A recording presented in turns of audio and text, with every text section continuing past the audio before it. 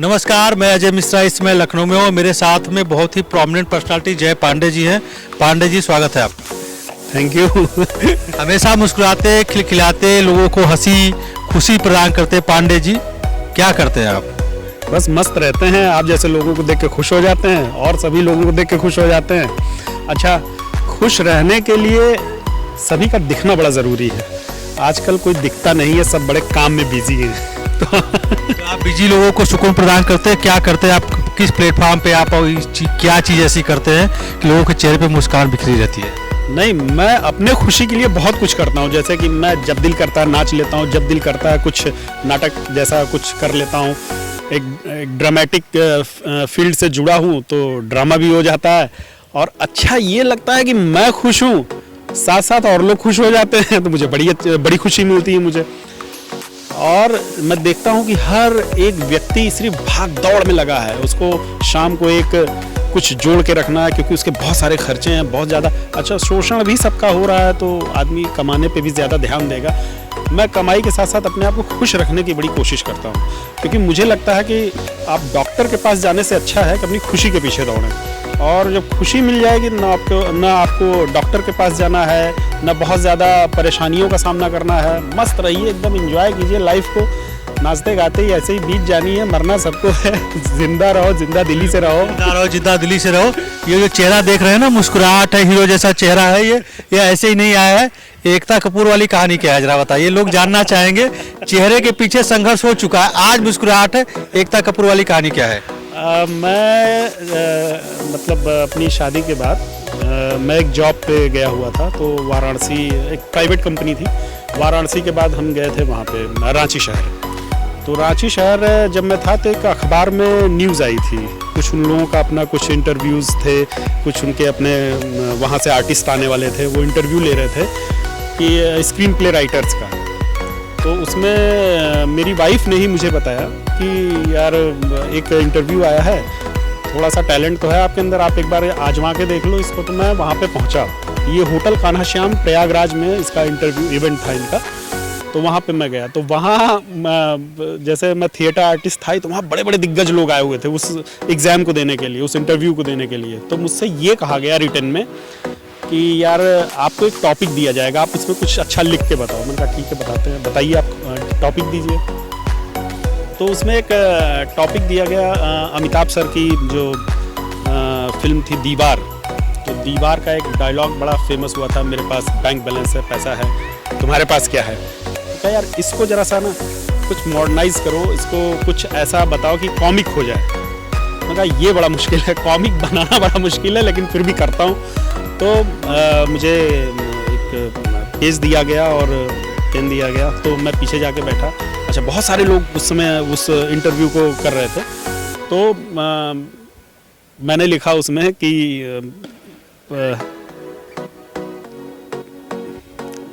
जैसे comic scene में था कि मैंने लिखा कि आज मेरे पास तबला है, सारंगी है और ढोलक है, हारमोनियम है, क्या है तुम्हारे पास?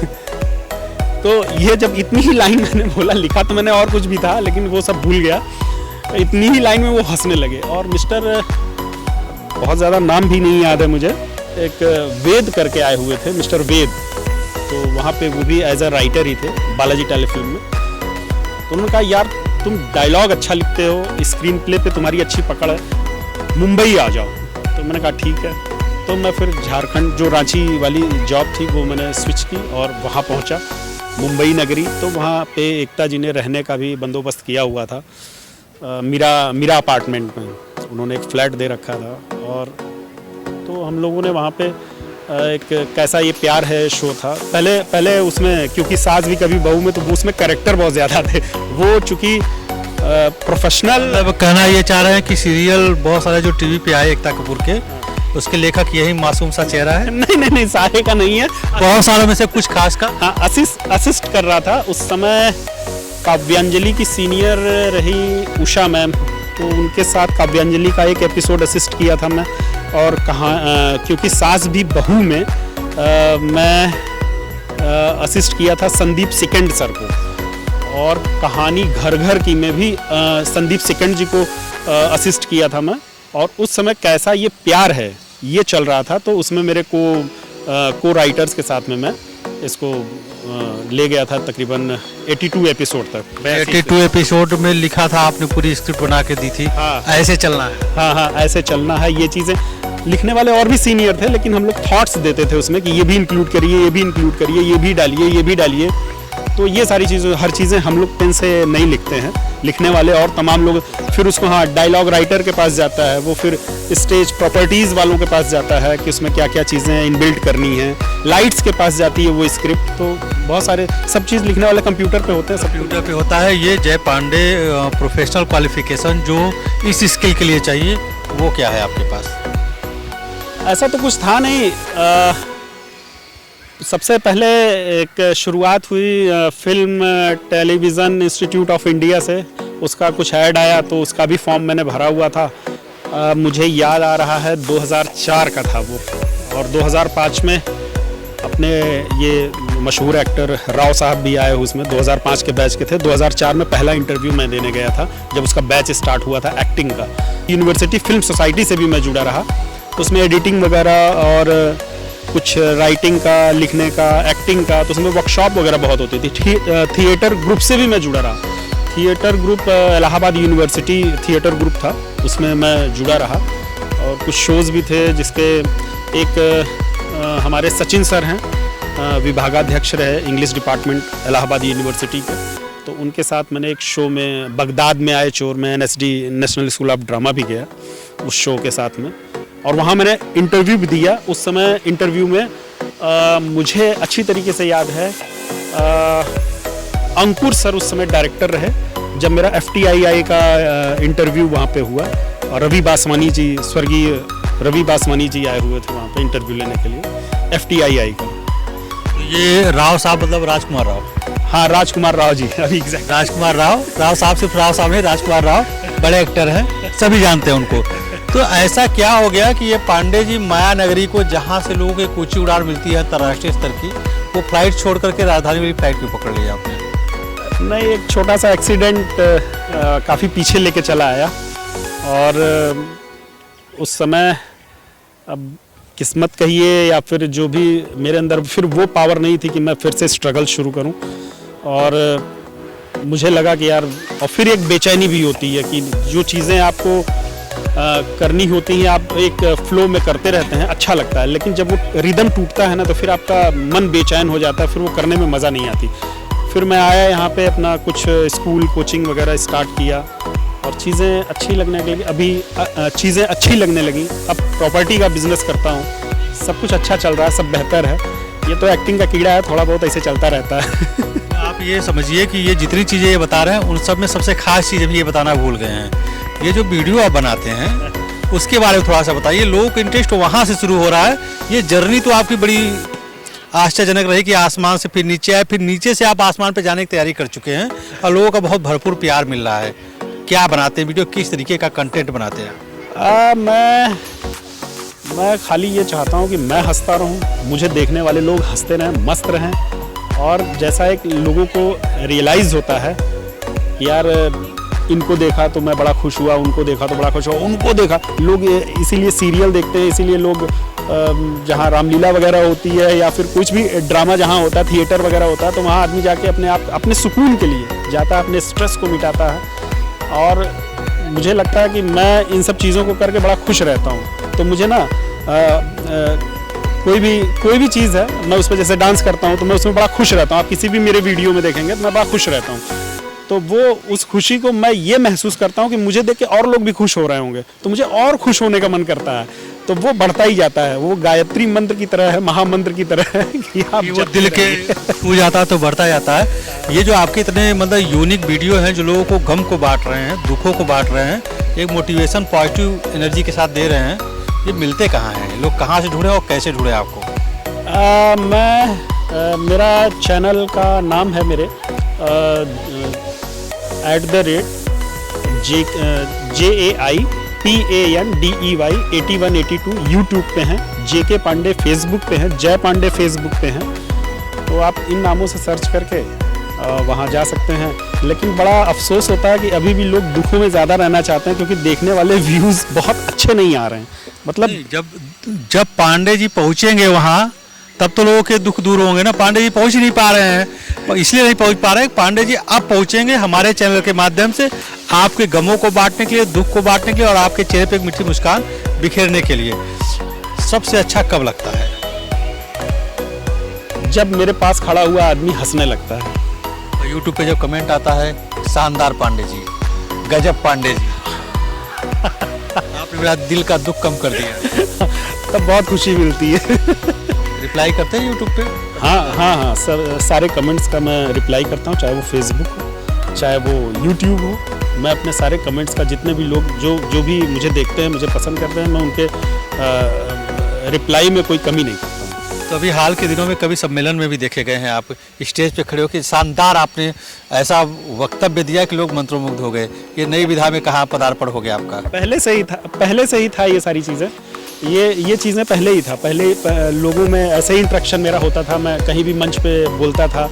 मंच पे हमने कई कविताओं का पाठ भी किया हुआ है। इलाहाबाद यूनिवर्सिटी से जब पढ़ते रहे तो वहाँ कई बार मंचासीन हुए हैं और वहाँ पे भी कई बार। लेकिन अब होता क्या है कि वैसा माहौल नहीं मिलता और फिर वो चीज़ें नहीं हो पाती।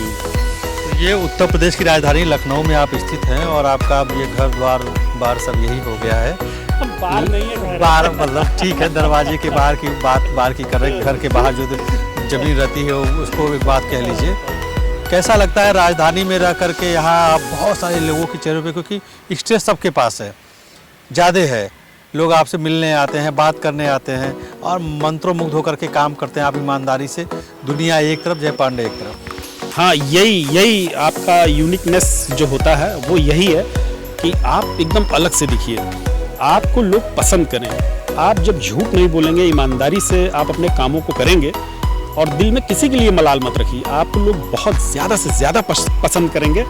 और मुझे लगता है कि वो आपको ढूंढेंगे भी कि कहाँ है आप, 2 मिनट बात कर लें। और मेरे अंदर यही है कि मैं ऑनेस्टी से सारे काम को करता हूँ और पूरा प्रयत्न होता है, पूरी ईमानदारी के साथ मैं इस काम को हर तरीके से अच्छे ढंग से कर सकूँ और किसी का बुरा नहीं सोचता हूँ। काम मेरा एकदम अप टू डेट रहता है, इस वजह से मुझे भी संतुष्टि होती है और लोग जो मेरे नज़दीक आते हैं वो भी खुश रहते हैं। उन्हें भी लगता है कि यार ये वाकई खुश मिजाज आदमी है। जो कंटेंट आप जनरली यूट्यूब पे या इंस्टाग्राम पे या जितने सोशल साइट्स पे देखते हैं, शॉर्ट्स में देखते हैं, वो कहीं ना कहीं आप देखिए एक दूसरे से मिलती जुलती होती हैं। पांडे जी का जो कंटेंट है वो पूरे देश के लिए नया है। उस कंटेंट पे और कोई वीडियो नहीं बनाता, सिर्फ पांडे जी बनाते हैं। कहाँ से सोच आई? बस वही मैंने कहा कि बेस होता है खुश होना। आप हर चीज़ में खुशी ढूंढिए, अपने आप कंटेंट बनने लगते हैं और जब आप मस्त हो जाइए, कैमरा आपके सामने हो तो और भी लाजवाब हो जाती है सारी चीज़ें। लखनऊ के साथ साथ पूरे देश की जनता आपको देख रही है, उससे ये पांडे जी क्या कहना चाहेंगे? और ज़्यादा से ज़्यादा देखें, आप सभी लोग बहुत ज़्यादा से ज़्यादा देखें। और मैं किन्हीं भी मीडिया के माध्यम से, अपने यूट्यूब हैंडल के माध्यम से या फेसबुक माध्यम से हम सभी को ये कहना चाहते हैं कि आप ज़्यादा से ज़्यादा खुश रहने की कोशिश करिए और जो बहुत खुश हो, जिसकी रील्स बहुत आती हो, वो ज़रूर देखिएगा। और मैं कहता हूँ कि दिन के आधे घंटे तो निकाल लीजिएगा अपने आप को खुश रखने के लिए। ये लोगों को खुश रखते हैं, खुद भी खुश रहते हैं, तब लोगों को खुश रखते हैं। और यही विधा है कि इनको मुंबई से राजधानी ले आई और राजधानी में लाखों लोगों के चेहरे पे मुस्कान बिखेर रहे हैं।